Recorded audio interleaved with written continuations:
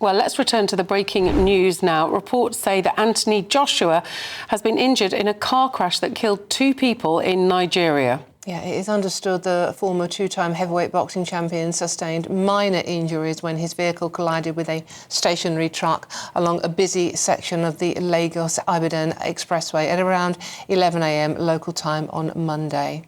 Prior to the crash, Joshua had posted a video on Instagram where he's playing table tennis. It comes 10 days after Joshua's big money fight against YouTuber Jake Paul. We will bring you more on that breaking story as and when we have it, obviously.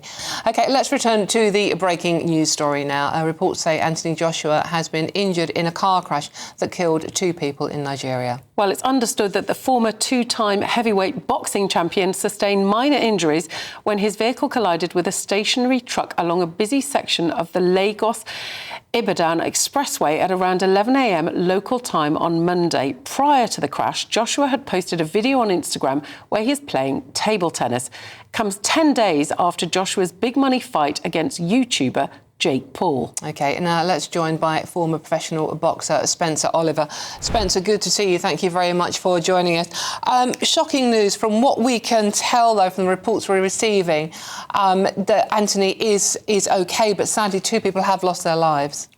Yeah, from my understanding, Anthony was taken to hospital, sustained minor injuries, but he is very stable. And unfortunately, the 2 people that were in the car with him have sadly passed away, which is shocking news, such sad news. You know, Anthony Joshua out in Lagos, spending a bit of time out in Nigeria. And obviously this has happened after the big fight that he had just a few last week with Jake Paul. Yeah, very sad news. Yeah, no, I mean, hopefully. I mean, do you know Anthony quite well? I know Anthony Joshua very well, yep. So he started boxing with the Finchley ABC, which was a gym that my father, Jim, and my uncle, John, ran. They both trained him up until when he won the Olympic gold medal. So I've got a history with Anthony Joshua. It goes back from when he was an 18-year-old kid, right away up till today. So, yeah, we have a very good relationship. It's shocking news. I've only just seen this break, actually, on social media. So I know pretty much as you guys at the moment, but the good news is that Anthony Joshua is stable, but the sad news, obviously, that 2 people in the car have sadly passed away. Yeah, I mean, and Spencer, obviously, it's just, you know, just a week after that the quite heavily criticised fight, it has to be said. So, I mean, Anthony would have needed some downtime to chill, as you say. How will he cope with it? You've known him since he was a young man. How will he cope with this? I mean, it's a horrible thing to happen, certainly if he's lost friends. That's a great question, because Anthony Joshua is a very emotional guy, you know, and, you know, this is not going to be easy for him. I know that. And we don't know the 2 people that are in the car at the moment. The names haven't been announced at the moment. I don't know if it was his friends or if it was passengers that he was just travelling with. So, look, it's going to be very difficult for Anthony. I know him personally on that level, and I know that he'll take this very, very difficultly. I mean, he is obviously a fighter in every sense of the word. So he has had setbacks in the past. So hopefully we'll come back from this. Yes, please God that yeah, he does. I mean, look, he's going to need some time out for sure. It's going to be a tough little journey for him to get over this one. You know, it's been a tough time for Anthony Joshua in recent times. He's built his marketability out in America. I think that the fight went down quite well. He's built a new fan base out in America, and he was looking to continue his career and get back to winning ways, back to winning world titles in 2026. But that seems to, well, now that will take a setback for sure.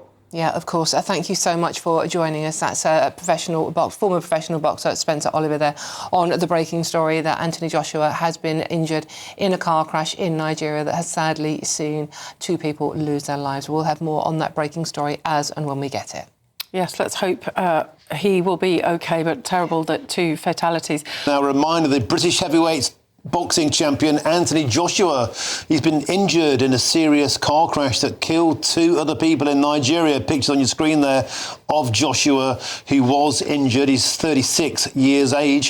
He sustained minor injuries, incredibly, after his vehicle collided with another car. You can see a map on your screen there now, because according to preliminary police findings, the Lexus Jeep, which Joshua was travelling in, is suspected of travelling beyond the legally prescribed speed limit and lost control during an overtaking manoeuvre, and it then crashed into a stationary truck by the side of the road. Worth just going back onto those pictures you can see on your screen. That there is clearly the truck that we now hear was stationary at the side of the road. And the latest line is the Lexus Jeep, which Joshua was travelling in. That's the pictures there on your screen. You can see it's completely caved in at the front. And as we understand, the driver and the front seat passenger were killed on the impact with that stationary truck. And Anthony Joshua, who was sitting behind the driver, miraculously almost, has walked away from that crash, as has the other passenger in the back seat next to Mr. Joshua. A vehicle behind them, which is believed to contain Anthony Joshua's security detail, wasn't involved in the crash. But the latest line just coming out now, we understand that the vehicle that Mr. Joshua was travelling in is suspected of travelling beyond the legally prescribed speed limit. And it lost control during an overtaking manoeuvre and thereby crashed into a stationary truck by the side of the road. And there are some harrowing videos online emerging of Anthony Joshua mercifully, miraculously. He's survived that crash with minor injuries. Let's discuss this now. I'm joined in the studio by the political commentator Matthew Stadler. Matthew, when you look at those pictures, it really, really is incredible that anybody walks away from that alive. The vehicle's completely caved in. And if we're to believe it, Matthew, the latest line is they were going over the speed limit. It's a horrifying story, and it's the sort of story, God forbid it happens to anyone, and it may well have happened to people watching the show today, that just will inevitably stay with you for the rest of your life. I mean, if you're in a car crash where people lose their lives, that is profoundly scarring. Thank goodness that Anthony Joshua himself seems not to have been seriously injured. I met him, actually, 10 years ago or so, and I was interviewing him for the Telegraph. I liked him. He was living in much more humble circumstances than I imagine he's living in today. But just looking back at the interview, I thought it was fascinating because he said to me, we've got to be psychos to do what we do. He said, it's weird because sometimes when I'm standing there before a fight, this was before he became a world champion, but after he was an Olympic gold medalist, he said, I'm standing there before a fight, I think all these people have come out to see someone knocked the hell out. People have paid money to see blood, someone unconscious on the floor. The more you batter someone, he said, the more fans you get. How crazy is that? That's my job. And he actually said something similar around that Jake Paul fight as well. I don't know what you thought of the Jake Paul fight. I did watch it. I thought it was an absolute disgrace. I thought it was an insult to the sport of boxing. But, you know, there are 70 million reasons that the pair of them did it each.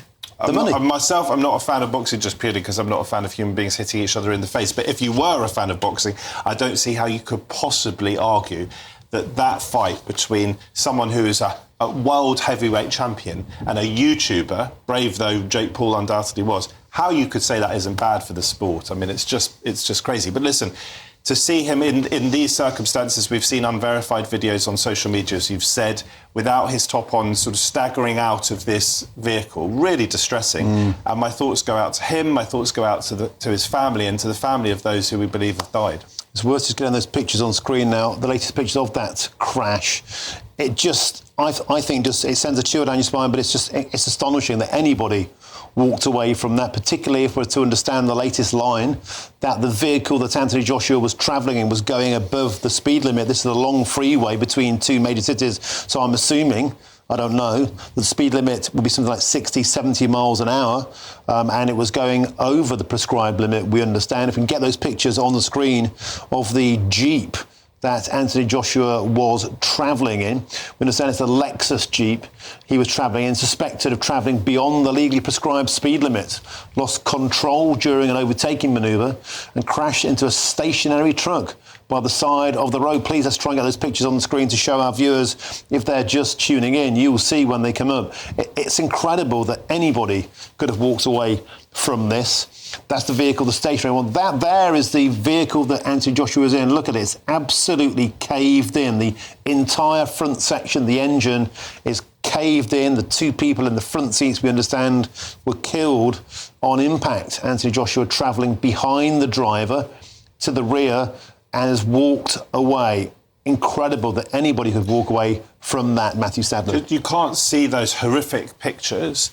And when I've met, as I've said, I met Anthony Joshua personally, but most of us feel like we've sort of met famous people, don't we? Because they're beamed into our living rooms on TV or through social media.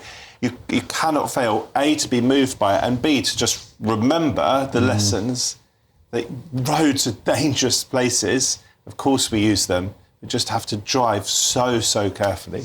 And if those reports are true, that the vehicle, we understand, was travelling over the speed limit and crashed into a stationary vehicle, a truck, while attempting an overtaking manoeuvre. So there'll be a huge investigation into the culpability of those involved. But that won't help, of course, those two people in the front seats who we now hear are dead upon impact. And just to repeat again, it's just incredible looking at those pictures to believe anybody could walk away. The effectiveness of modern vehicle design, of course, to be credited. And Anthony Joshua, we're assuming, must have been wearing a seatbelt. So, I've got to admit myself, often don't wear a seatbelt in the back of a car. But looking at that, wow, you really do need to be doing that.